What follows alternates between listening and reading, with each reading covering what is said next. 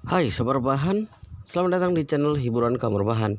Armin akan meneruskan membacakan sebuah cerita novel yang sangat menarik, yang sangat seru, yang sangat menghibur, yang sangat layak untuk diikuti dari awal hingga akhir. Sebuah cerita novel yang berjudul The Story of Yi-Chen.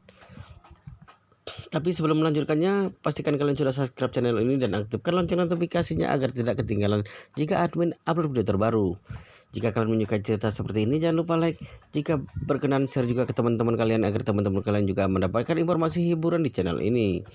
Baik, kita lanjutkan di part ke-115 bertepatan dengan di part ke-215 bertepatan dengan di mana Nyonya Besar sedang merasa kesakitan.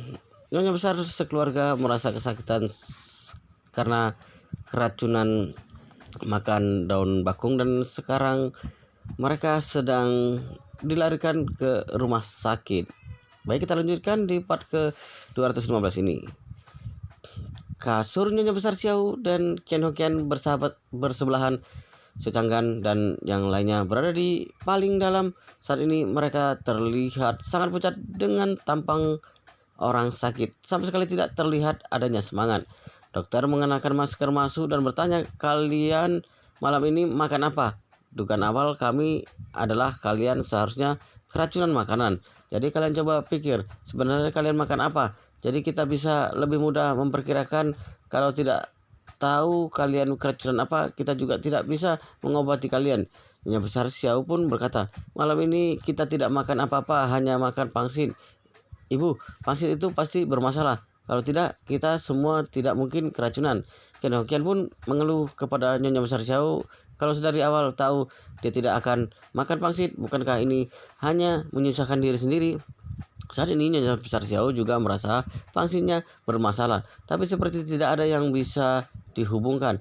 Jadi menurut logika seharusnya bukan keracunan makanan.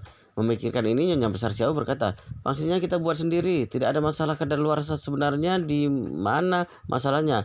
Long dengan tampang kesakitan berkata, "Nenek, aku dengar banyak penjual jahat yang menjual daging babi kualitas buruk. Mungkin daging babi itu bermasalah ya? Mungkin daging itu masalahnya." "Daging babi?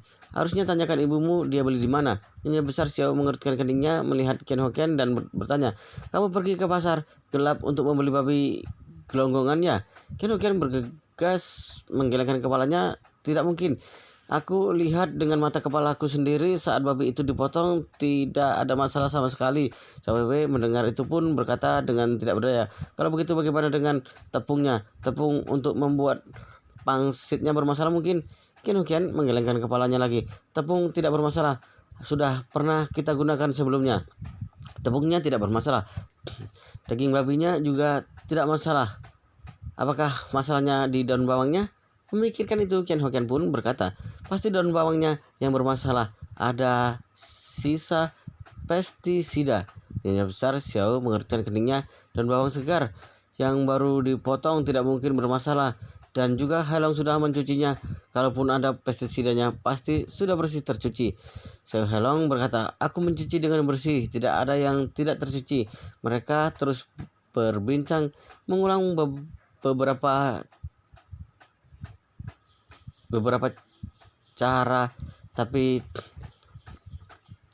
tidak ada yang bisa mendapatkan kesimpulan, hanya bisa saling menatap. Dokter itu pun berkata dengan tidak berdaya, "Kalau kalian tidak bisa berpikir apa masalahnya, kalau begitu kalian harus menahan rasa sakit ini untuk sekarang. Kita juga sedang melakukan tes darah dan ekskresi. Kalau hasilnya sudah keluar, nanti kita akan tahu kalian sebenarnya keracunan apa." Nyonya Besar Xiao menganggukkan kepalanya dengan lemas dan berkata, "Kalau begitu kalian cepat lakukan tesnya."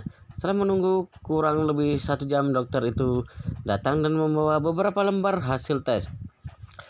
Saat masuk, dokter langsung berkata kepada mereka semua, "Hasil tes kalian sudah keluar. Kalian berlima keracunan narcisus. Racunnya juga dalam jumlah yang banyak. Ada apa ini? Kalian menanam bakung dalam jumlah banyak?" Mendengar itu Nyonya Besar Xiao pun terkejut mengerutkan keningnya dan bertanya, keracunan narcisus apa itu? Seorang staf medis berkata, bakung adalah sejenis tanaman sering dijadikan bunga hias. Saat belum mekar, terlihat seperti daun bawang. Setiap tahun, tidak sedikit orang yang salah makan. Setelah mengatakan itu, staf medis itu mengeluarkan ponselnya mencari foto bakung, lalu dia serahkan kepada Nyonya Besar Xiao. Iya, yang ini. Nyonya Besar Xiao melihat foto bakung itu pun terkejut. Tangannya gemetaran sambil berkata, ini bukankah daun bawang segar yang baru rumah Yicen tanam? Ternyata itu bakung. Setelah mengatakan itu, Nyonya Besar Xiao mengomel dengan kesal. Yicen, kamu meracuni kita ya? Di dunia ini hanya ada kamu iblis yang separah ini. Dokter itu bertanya dengan terkejut. Ada apa? Ada yang mencuri kalian? Kalian memang ada yang sengaja meracuni kalian? Kalian cepat lapor polisi. Ada yang meracuni kalian? Kalau memang ada yang sengaja meracuni kalian, kalian cepat lapor polisi. Si Halong langsung marah-marah. Nenek, lapor polisi saja. Lapor sekarang agar polisi menangkap Yicen si anjing itu. Nyonya Besar Xiao juga sangat amat marah. Dia langsung mengeluarkan ponselnya lalu menekan 110 dengan kesal dan menelepon nomor itu. Saat teleponnya terhubung, operator itu bertanya, halo, dengan kantor polisi, ada yang bisa saya bantu? Nyonya Besar Xiao langsung berkata, polisi, kita sekeluarga 5 orang keracunan dan ternyata diracuni. Kamu bantu kita menegakkan keadilan, tangkap bajingan yang meracuni kita itu. Operator itu mendengar itu pun langsung menjadi tegang dan bertanya, apa yang terjadi? Apakah Anda bisa menjelaskan dengan detail? Nyonya Besar Xiao berkata, ada seorang bajingan bernama Yicen, dia tinggal di Villa Thompson kelas atas nomor A05. Bajingan ini menanam bakung yang dibuat seperti daun bawang. Sore ini aku memotong bakung dari rumahnya untuk membuat pangsit setelah makan. Ini satu keluarga langsung keracunan. Sekarang sedang terbaring di rumah sakit. Kamu harus bantu kita menegakkan keadilan. Wow, ceritanya sangat seru sekali guys. Bagaimana kelanjutannya pasti kita akan sangat penasaran jika tidak melanjutkan ceritanya.